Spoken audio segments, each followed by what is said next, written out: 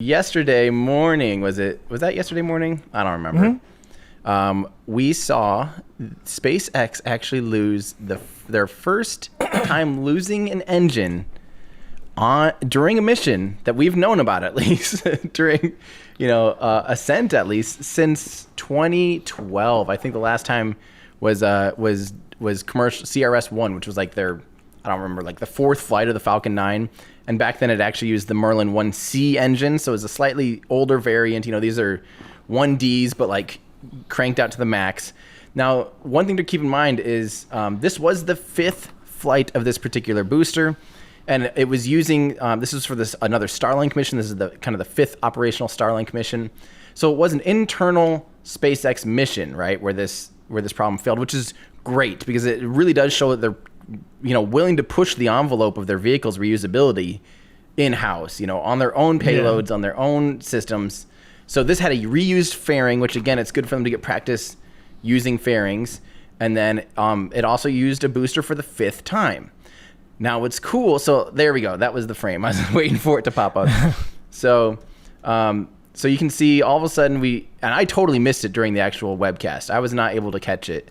I didn't notice, but it is quite a big, there's a full-blown like piece of something that looks like it pops out here. Yeah, you can see debris coming off. Yep, and then a huge flash like that, and then a bunch of white smoke for a second, and then it kind of goes back to normal after that.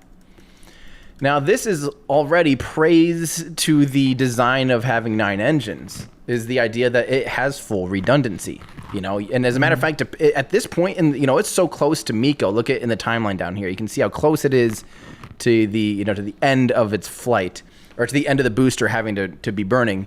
Because the engines are throttled down anyway, it's no big deal to throttle up the remaining engines.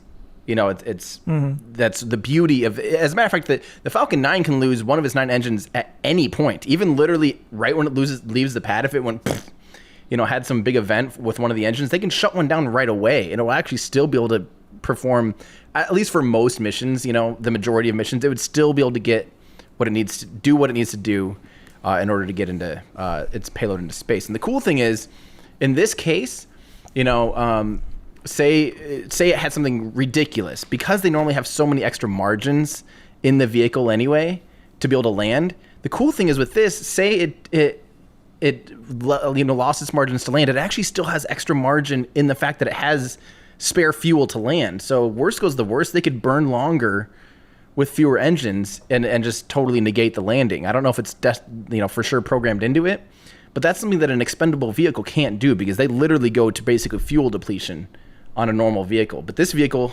leaves a good third of its fuel for that landing burn. So say they have something go wrong, and all of a sudden they need to burn longer. All of a sudden, whoop, they could continue to burn through that landing and just ditch landing, but not fail the mission, which is huge, because some of these missions can cost customers hundreds of millions of dollars, as opposed to we'll say $15 million that the booster costs SpaceX. Like, they'd rather, the prime mission is getting the thing into space and getting it to its destination. So pretty cool that it could suffer an engine anomaly like this.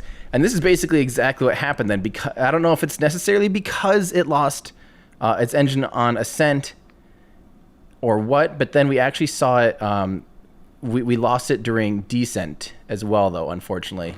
So this is all we saw all of a sudden. We did see what I like to call the bad luck ice, or it actually could potentially be a piece of debris, because as it begins to re-enter the atmosphere, normally you do kind of see ice chunks and things fly by. So look at this right there. Do you see that thing floating by? Mm-hmm. So we see stuff, anything that you see flying past a rocket at this point in space is never, it always comes from the rocket, right? Because your relative velocity, in order to even be able to see it on camera, it would have to source from the vehicle, because otherwise you're flying like 5 times faster than a bullet. You're not going to be seeing other satellites. You're not going to be seeing, airplanes and things, because people are like, was that a UFO, or was that another Starlink satellite that it flew past? No, like you're not going to see satellite. This is basically a GoPro type of camera almost, a wide angle lens. You're only going to see things that are relatively similar velocities And so you can see this chunk fly by, and we've seen ice chunks, but this might be an actual piece of debris. I have no idea. Could that have possibly been the piece that we saw break off earlier and just kind of like was in a lower trajectory, and then as the rocket came down, it like went past it? No, you'd be off by literally like hundreds or like 100 kilometers because that little extra 10 seconds of velocity change will mean it will never catch up to each other. So this definitely came off of the rocket. It originated, from the booster. Okay. So we don't know for sure if that was from a piece of debris or a piece of ice or whatever, but I saw that fly by and even joked on my stream that like, look, we saw some of that bad luck ice.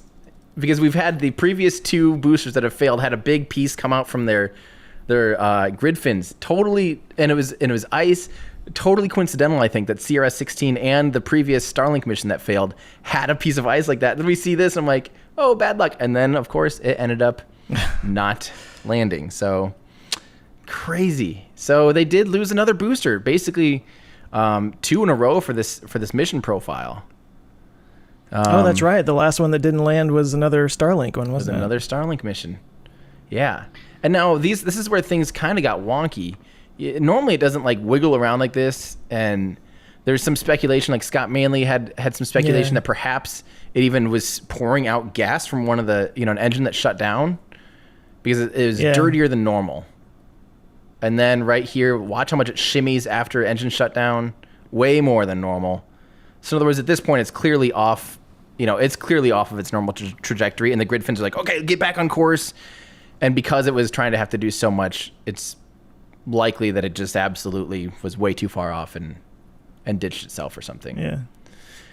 So that was crazy, and we did get some updates from Elon because Eric Berger on Twitter goes, Falcon 9 rocket first stage self-quarantined itself in the ocean.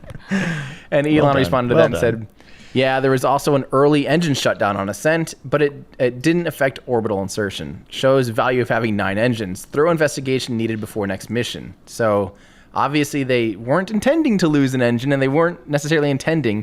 And do you remember how it's on Sunday they actually got to T-0, hit launch basically, fired up the engines, and then had to cancel the they aborted at that point before they let go of and they'd normally do that. They fire up the engines, they ramp them up, and no big deal.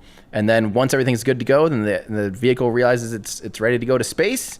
They let go, and it commits to launch. But they actually aborted at T0, basically. So I asked, was it in any way related to the scrub the other day? Same engine that was having problems. And Elon said, last launch aborted due to slightly high power. So an engine was actually, for some reason, overperforming. Possibly, as in possibly related, but not obviously related to today. The vehicle has seen a lot of wear, so today isn't a big surprise. Life Leader rockets are used only for internal missions. Won't risk non-SpaceX satellites. And I said, Leader, meaning the 5th time it's launched or whatever. Yep, because this was the most flown booster they've done, and they're basically pushing their boosters with internal Starlink missions, since they can then see what's going wrong, what's failing. Worst goes the worst, they lose their own satellites and they lose their own booster. But it's a good way to really start to figure out what is going to fail first. And in this case, it was actually a reliable Merlin engine, saw apparently at the end of its life. So now they're probably getting more data on this is total speculation again, but perhaps they're getting into this world where they're like, hey, let's not refurbish and see what actually fails. Maybe. Total speculation, because I'm assuming there are some refurbishments, but why wouldn't you start doing, pushing it in that sense to see okay, what is actually the thing that goes wrong if we push these beyond, our normal envelope? So are Starlink missions continuing as normal then? So I think because they're going up every other week or something, right? Based on this, I think he's going to be, he's going to be vehicles won't Life Leader rockets used for won't mission. Oh wait, what did he say? He goes, thorough investigation needed before next mission. So I'm guessing they're probably going to really double check. They know what went wrong, know how much refurbishment they did, know how much more they need to do for other missions. So I'm guessing. I don't know what we'll see a bigger delay in manifest, whether it'll be this or the event that's happening in the world that might cause some other things to slow down. I'm guessing a lot of spaceflight missions will be pushed back a month or two in general. On top of and/or factor in this, who really knows? Now, yeah. Yeah. Well, I thought I Joe. saw that the Crew Dragon mission is still on for May. Currently slated for Ish. May. They mentioned it is now mid to late May instead of early Yeah. May. So it already has slid back 2 weeks to 4 weeks as of now. So I'm expecting that a lot of events will be pushed back a month or two, is my guess. And is this why SLS is delayed again? This is why. Yeah.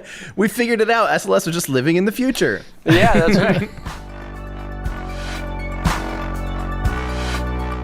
Hey, thanks for checking us out, guys. I hope you enjoyed this clip from our podcast. We do a weekly show here on YouTube, so make sure to subscribe to Our Ludicrous Future, where we discuss all the things that are going to make our future totally ludicrous. You can join us here on YouTube or at any of your favorite podcast places. Plus, if you want to get some behind-the-scenes stuff and join a cool community, you can help support the channel at patreon.com. Thanks a lot. Thanks, guys.